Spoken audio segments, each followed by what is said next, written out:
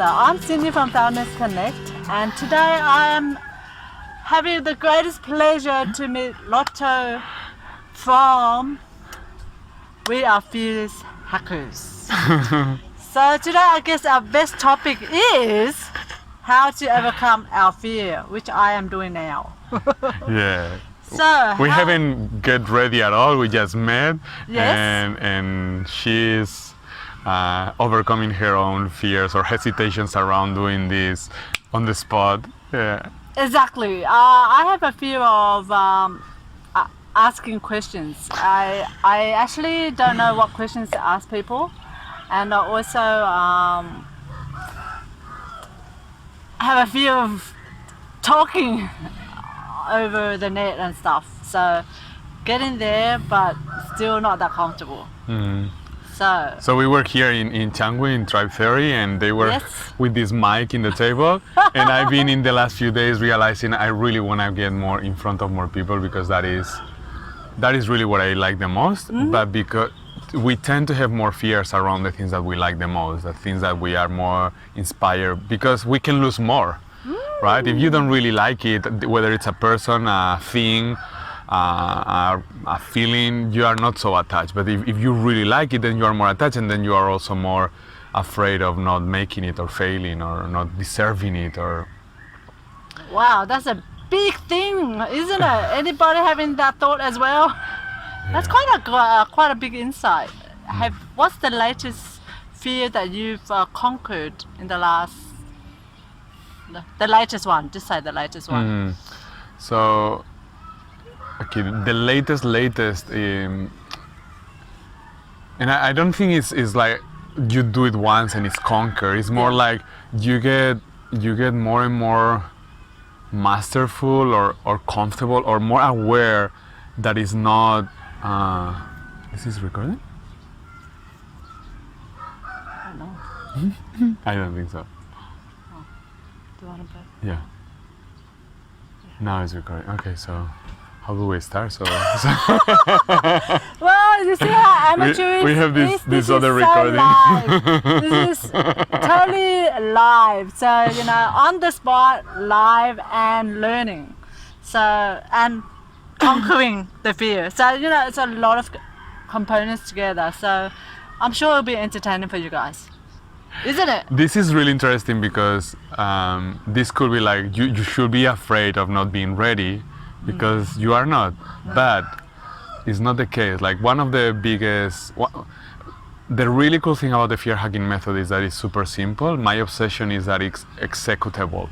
I believe after 20 years in personal growth and over a decade working with thousands of people in personal growth and meditation, that the biggest trap in personal and spiritual growth is that we say things that are not concrete enough, so we cannot act on them, but we assume they are clear enough. So for example, and often they are not simple enough. I don't want to get too lost into this, but for example, we tend to say just be present, but almost no one really knows what that really means. To be present. And Yes. or just let go, but what does that really mean? Or just accept it. But again, it's a vague concept, and only when something is clear and simple enough, we can do it. So the point that I wanted to make is that one of the simple but powerful distinctions in this approach to personal growth is that one thing is fear, that it's here, and a different thing is danger. We have here the danger of screwing it, and we are doing it. So, Definitely, isn't it? so is not only fear, there is a danger of screwing it, but being aware of the danger, it's useful. Definitely. Feeling fear is completely unuseful. I say it again, like we assume that fear and danger are connected, but they are different things. Being afraid only diminish our ability to be present, our ability to really be proactive and be intelligent about our decisions. We are reacting instead of being present and acting on it. And danger, it's a different thing. It's an objective situation that it has a risk, and we need to evaluate if it's worth or not taking that risk. So how do you evaluate that risk? How do I evaluate that risk? Yes. Just say, well, at the moment, just a really jungly-ish kind of scenario that probably will never happen. You have a tiger right in front of you. You either you run or you stay. What are you going to do? So easy, isn't it? That's the point that actually, right, that we don't face tigers. Actually, the logo of the FearHacking Method is a tiger, representing this fierceness that we all can ignite in us and that we all have. But we don't face tigers. Yes, that's true. Connecting it to the previous question, what is the latest fear that I have overcome or that I have faced? Yep. The latest tiger that I have faced. Yeah. It is related to hanging out with people that I admire. And yeah, I don't know if that's pretty common, but in my case, when I was I have that ever since I can remember, but I don't know why. But I never can talk to them, or I have nothing to say to them. I think it's actually How pretty did you common. overcome that? There I go. So what I discovered is that I didn't feel comfortable hanging out with people I admire. In my case, was because when I was a little kid and a teenager, I was bullied by the people I admired. So I in my mind there was a link between people I admire, I'm gonna be hurt. Oh, okay. And even now I'm saying it and I can feel the emotion, you know, that it's still a storage or Still somehow in the body and in the nervous in system. the body. Oh. So how do you shake that off? So one of the super simple but super powerful things that we use in this approach is you reframe anything that doesn't feel spectacular, whether a feeling or a thought, is now a reminder. This is a super key point. Now anything that doesn't feel spectacular, it's a reminder. So if I'm tense, for example, now I can still feel the tension because I'm talking about that. There's these cameras and mics everywhere. But it's only a reminder. Okay. That doesn't mean that the feeling is not there. That doesn't mean that the objective sensation, the tension has changed, but it's a reminder. So my relationship with it is different. Oh, okay. And now what is a reminder for? It's a reminder of being your true self, your free version. Free version. Yeah. So wouldn't your free version be like getting a bit further away from that kind of negative feelings? So basically, we can go deeper maybe into this later, but basically you come back to a posture that is coherent with that version of yourself. Body. Yeah, which is really useful because it's super simple again and it's executable. You can do it. It's up to you. It's not up to woo-woo stuff, spiritual, beautiful, inspiring, but you don't know how to control it stuff. It's really executable. It's up to you. Second, you put your attention in the most intense sensation and breathe into it. Whether it's negative, for example, this tension, I can do it now. One breathe and it's already expanding, and once it's expanding, it's kind of pretty quickly you realize it's energy. It's not good or bad, it's energy. So you start to change the relationship with it. As soon as it's not negative, still you can bring up a positive tension, which is, what is my intention? What is my most powerful intention right now? What is the desired outcome of this? I want to have the greatest impact, I want to have fun, I want to enjoy, I want to share my passion, but I also want to give you a space so you can be leading this interview. Well, I don't need to lead, in that case. It's all about the listener, what they're getting from the interview or from our conversations, isn't it? Perfect. So it's not about leading or not.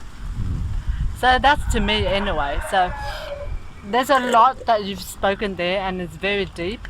So if you were into like self-development, you will kind of like be so aware of your feelings from, certain, like I'm very curious about how I feel, and sometimes you don't want to go too deep because you know that that's the fear that is gonna, like, you have to overcome, but you're scared to overcome. And sometimes you just feel that you're not ready until someone comes and pushes you a bit further and helps you along the way, in that case, or give you that confidence to do that. And that is I'm trying to remember because we have an open loop with what's the fear that I overcome more recently. Yeah. The third pillar of this fear hacking method. Yep.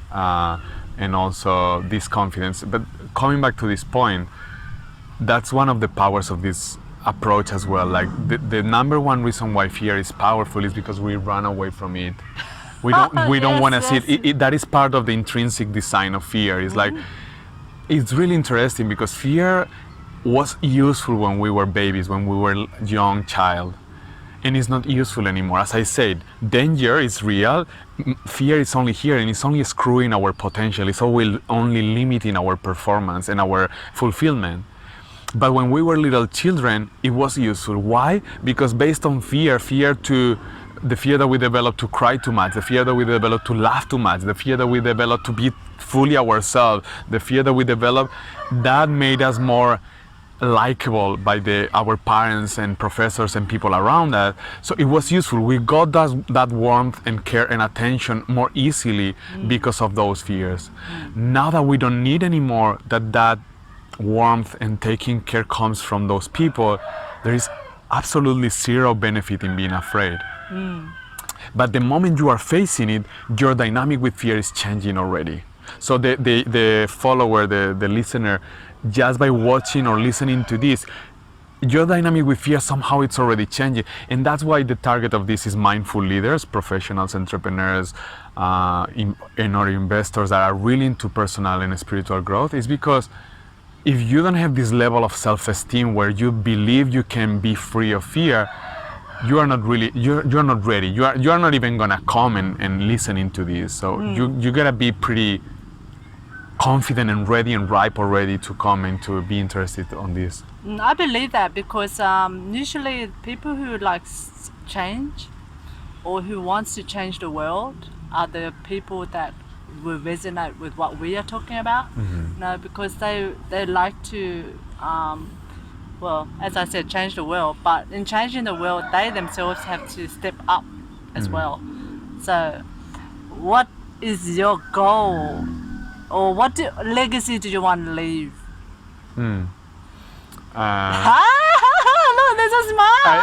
I'm afraid my vision is to impact humanity beyond this planet, like in all the galaxy. Oh, wow, I'm not that's even completely massive. sure what that means, but yeah, I think we are already connecting with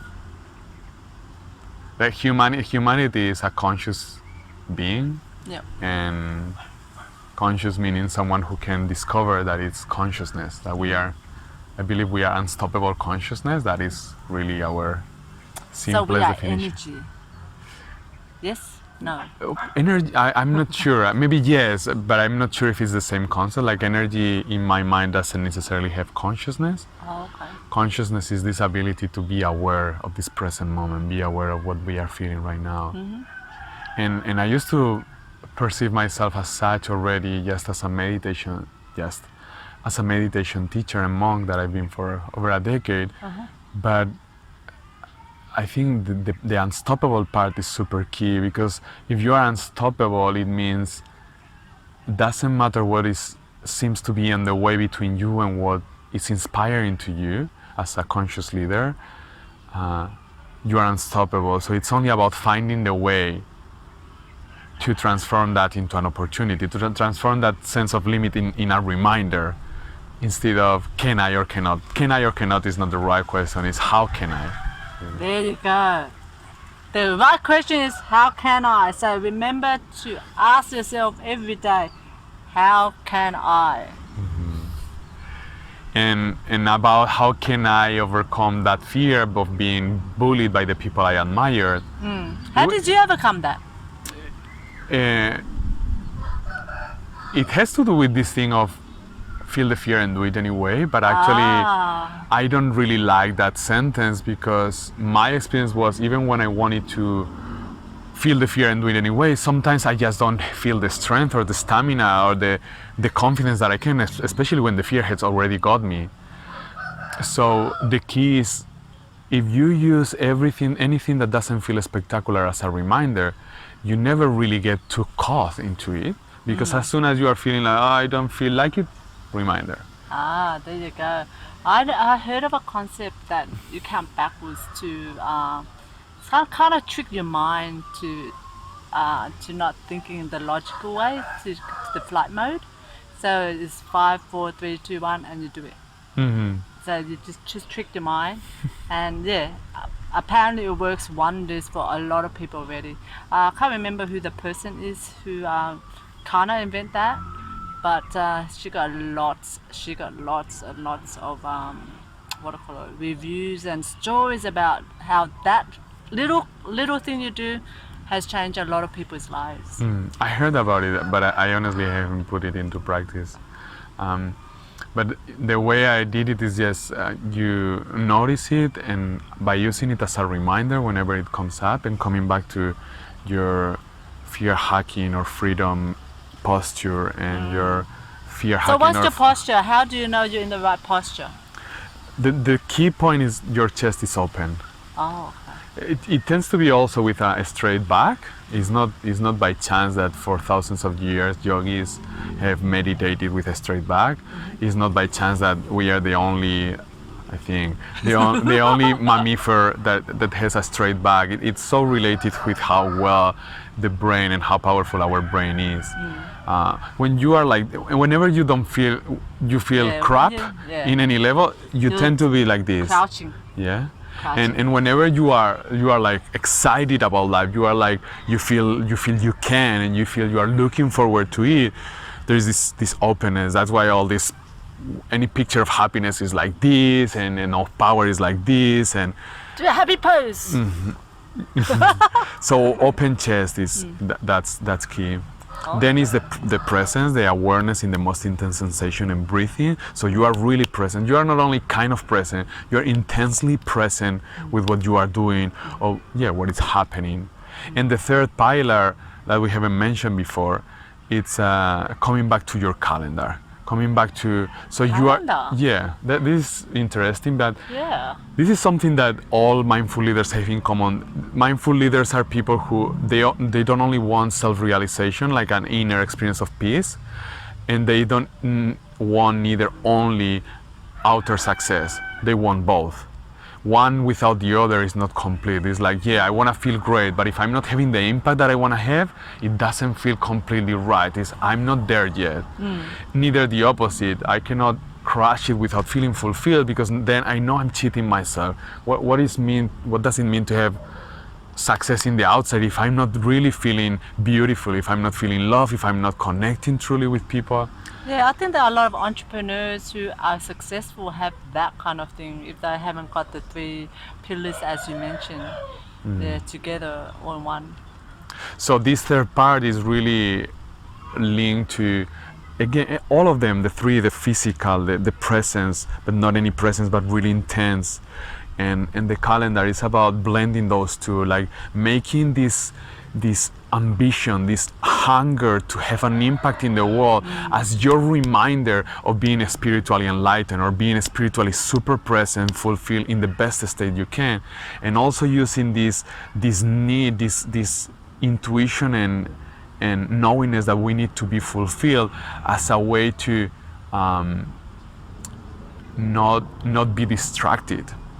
And be really productive. And the calendar is the key, or is a really useful key, because instead of being reacting to other people's agendas, instead of being like WhatsApp and Tinder and Instagram and email all the social media, right? Yes. You have only one place, and it's your place. Your calendar is filled only with things that are aligned with who you are and what you truly want. So it's like, it's Google Calendar or iCalendar, but it's a sacred calendar. It's a calendar, of you following your gut and following your heart, following your intuition, only being realistic that sometimes it's gonna be something that comes in the moment, but sometimes in the moment what it comes is that later we are gonna have a date, or later we are gonna have an appointment or a meeting or a workshop or a race, whatever it is. Yes. You don't know what will come from the one action you do today that is aligned with you. Sometimes it does happen like this, that I just saw the Exactly. mic, I came, and boom, here we are. But Exactly. it's really typical that sometimes you schedule things and then you do them later, right? Well, I normally don't do that. I just just do it on the fly most of the time, kind of thing, because my husband always does that to me. But as I said, this is one of my fear kind of thing. I kind of got to the point where I'm used to this kind of like pouncing on me, and what am I gonna do? Am I just gonna like wither down and not rise up to the challenge, or I'm going to try it anyway, and grow as you practice more, I guess. So I think my attitude has always been to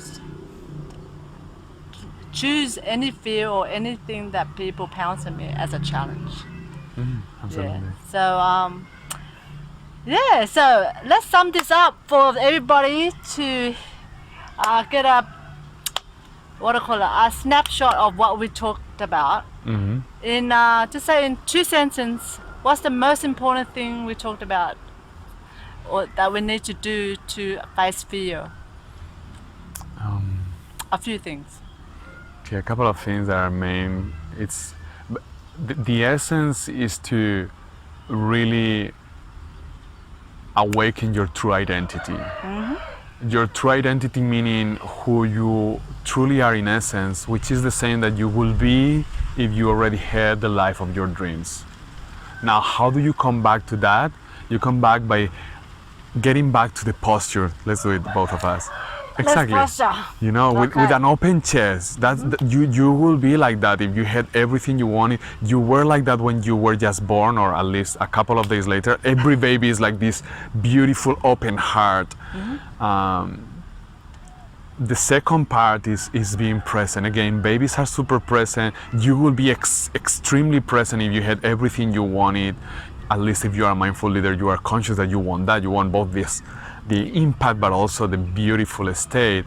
And that's by being present with the most intense sensation available. If it's negative, doubt, fear, negative emotion, you go into that, breathe, and that expands, and then you realize it's energy that is here to make you more vital and healthy and powerful. And if there is no negative intention, then you go with your intention, your positive tension. And what is what you really want here? What is your best, most powerful intention for this moment, this activity? Okay, it is that this last message really touches every cell of your being, and something inside of you says, yes, I understand this, it makes sense to me, and I'm gonna explore this and share this. That's my intention right now. So if you want to find out more and get deep, feel free to contact Loto. And what's the details for them to contact you, Loto? And you can, the third pillar is the calendar, so you can put this in your calendar. If really that's what your instinct says. That is part of the essence of your identity. You will follow always your instinct, your own. You wouldn't be reacting to anyone else, but following your instinct, your gut, and your heart. And the way to connect, if you want to explore more, is in any social media is at Loto Vázquez, LOTOVAZQUEZ. But you can find it here in the description. Yes. And the website is either Loto Vázquez as well, my name, or also we are Fear Hackers.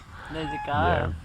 Yeah. So thank you for that. That was beautiful. Oh, thank you for helping me with my fear. Thank you, and thank you everyone who is watching this and that is making this valuable, really. Yeah, definitely. Yeah.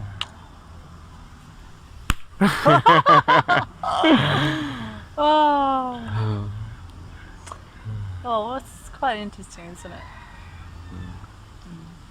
Something that to me is magical is that there is no way to suffer if you really apply this. I don't know if that's I think obvious, so but too. I feel that way as well, because there was one stage where I felt that I didn't have any emotion, but in a way for me then it was fear and scary. And then when I think back, once in a while. It's good and it's bad. Because, when I feel that when you're enlightened, is when you're up to the stage where nothing kind of affects you negatively or positively. You just absorb it in and you kind of like just go with your flow and do what you need to do instead of, everything, what do you call it, everything thrown at you and you have to look and, sidetrack and all that stuff. So as you said before, that's basically what the pillars, I think, what is about, kind of thing. Is that kind of what? Yeah, like for me the magic, I mean, there's a few key things here that are key, but one of the things that most mindful leaders are more kind of concerned or they don't know how to handle is like, I want to remember more often to be present. I want to remember more often to be really, really engaged with life, both for productivity and for fulfillment, both for their missions, but also for their family missions, for being the best parent or the best partner or the best child. Now, when you reframe anything that doesn't feel spectacular as a reminder to come back to your state, fact there, you got lots of reminders. It's like you have a really effective coach that you don't need to pay, which is tricky for my business, but a really effective coach that you don't need to pay all the time with you, reminding you 24/7, come back to who you truly are. Yes. Now, the other challenge is, well, once I remember, not always I'm able to really come back to that state, whatever that is, to that being present that sometimes is a little bit vague. Yeah.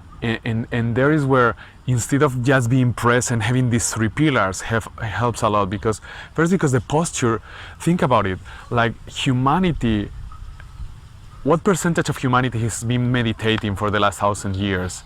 Like 0.001%? I think, isn't it? It's only when in the really ages,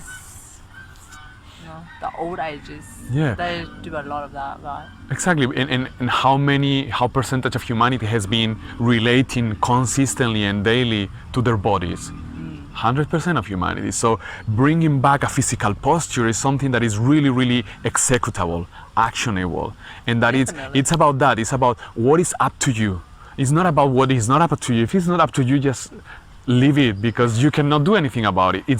But if you act in what is up to you, this is kind of the 7 habits of the highly efficient people, right?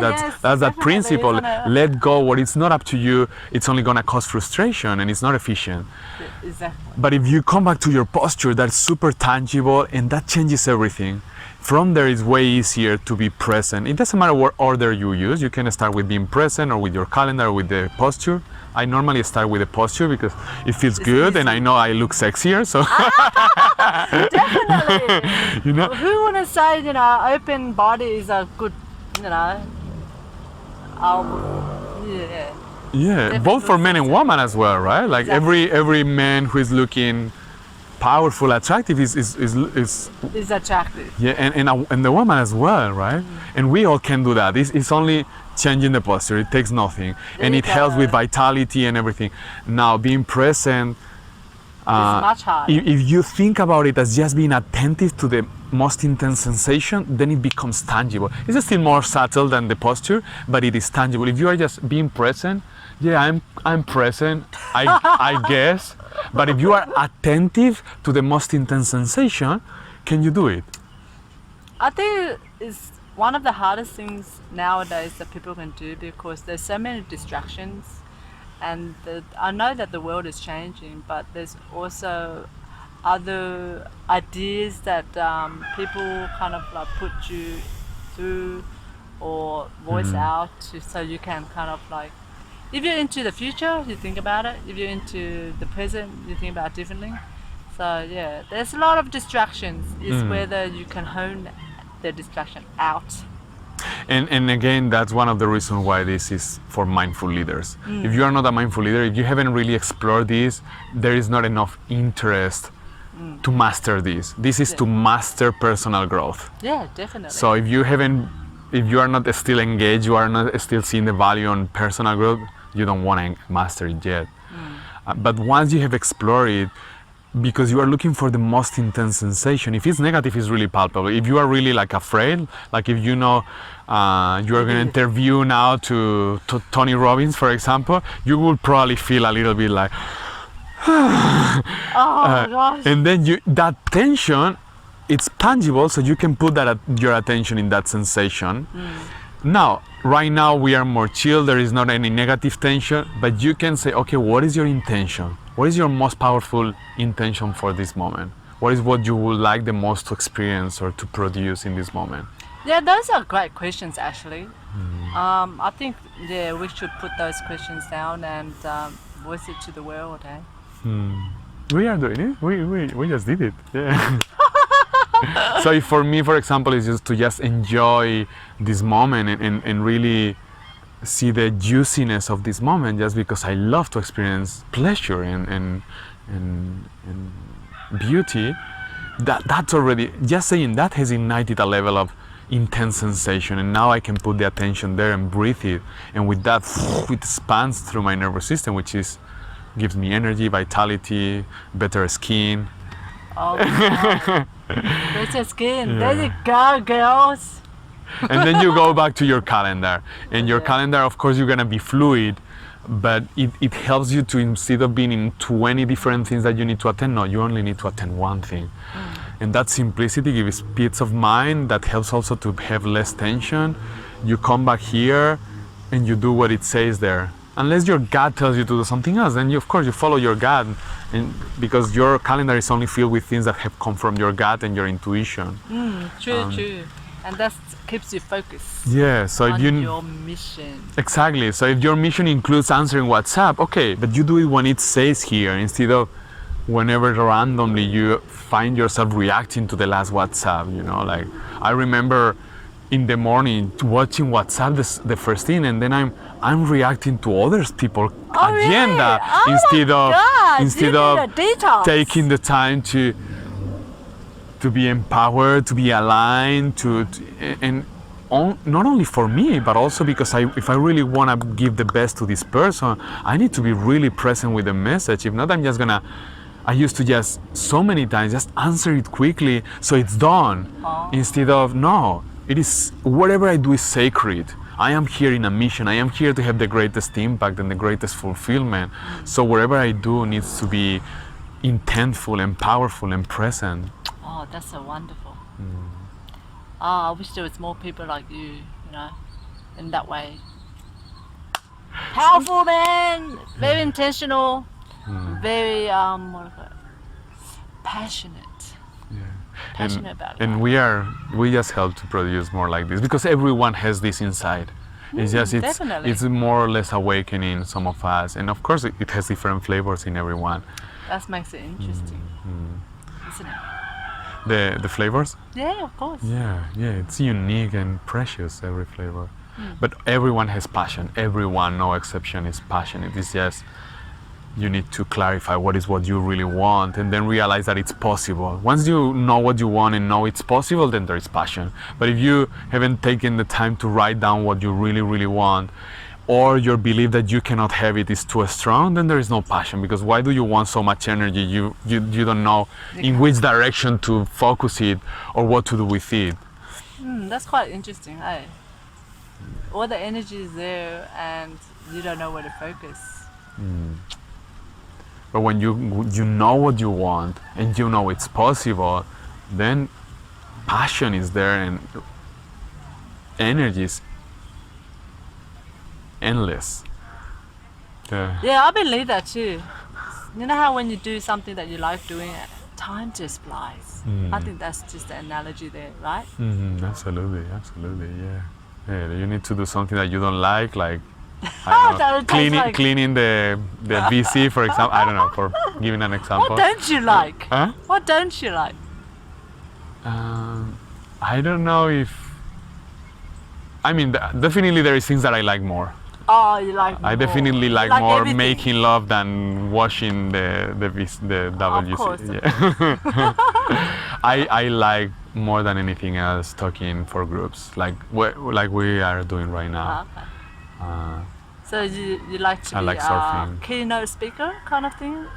Something like that? I like to talk to as many people. Not really, even when it's a small group, but it's a group. Okay. For some reason, it feels like the potential is that it can get viral, and that is exciting because my obsession is to reach all of humanity. Of course, not by myself, but with other mindful leaders like you, like the people I talk for. Yeah. Cool, I will. yeah, definitely will have. Okay, I guess we have to end here for our second bit, and yeah, we'll continue our conversation a bit later. Thank you very much. Oh, you're a beautiful soul.